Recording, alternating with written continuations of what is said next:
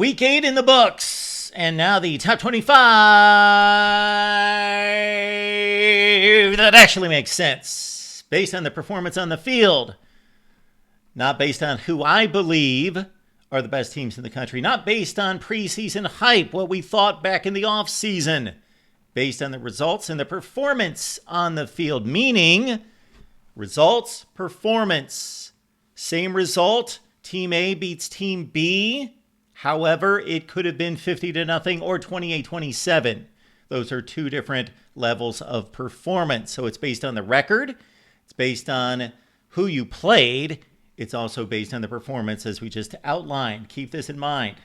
We've got 5 undefeated teams in major college football in the power conference structure. Of course, we all had Texas A&M, Georgia Tech, and BYU on that list in the preseason. 13 teams have one loss. 5-1 or 6-1. 13. So if you just take it by record, 5 undefeated, 13 with one loss, just in the power conferences, then you would have 18 spots. So you've got another 7 spots to deal with. If that's your first and foremost criteria, would be record, as it is with me to a certain extent, with the nuance of performance, of course, and who you played is a huge factor. So in the final 7 spots, how about this? You got 18 teams that are 5-2. 18 teams are 5-2. And if you would go in that order, you would have 7 final spots to place those 18 teams. So it's not always the easiest thing. Do your own top 25 there at home and match it up against mine based on the resume. These are not the teams that I believe are the 25 best in order. Based on the resumes. Here we go with the top 25 that actually makes sense. At number 25, Cincinnati. 24, Washington. 23, Michigan. USC is 22, Illinois 21, Arizona State at number 20, Tennessee's at 19, LSU at 18, Louisville at 17.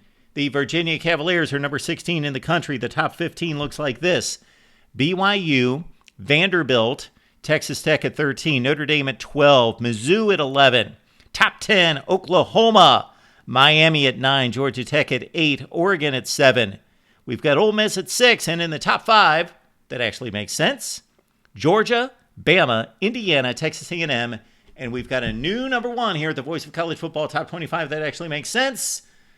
I think they have some background, some experience as the number 1 team in the country, the Ohio State Buckeyes. Also keep in mind, head-to-head is huge for me. Head-to-head. Got 2 5-2 teams. I'm going to honor the head-to-head, but we have come to a spot in the season.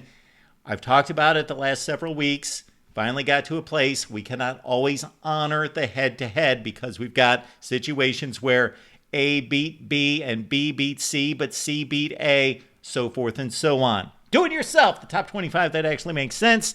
Leave your comments and questions and criticisms down below. But I do say, if you leave a criticism, please explain. Just don't say, this sucks, it doesn't make sense.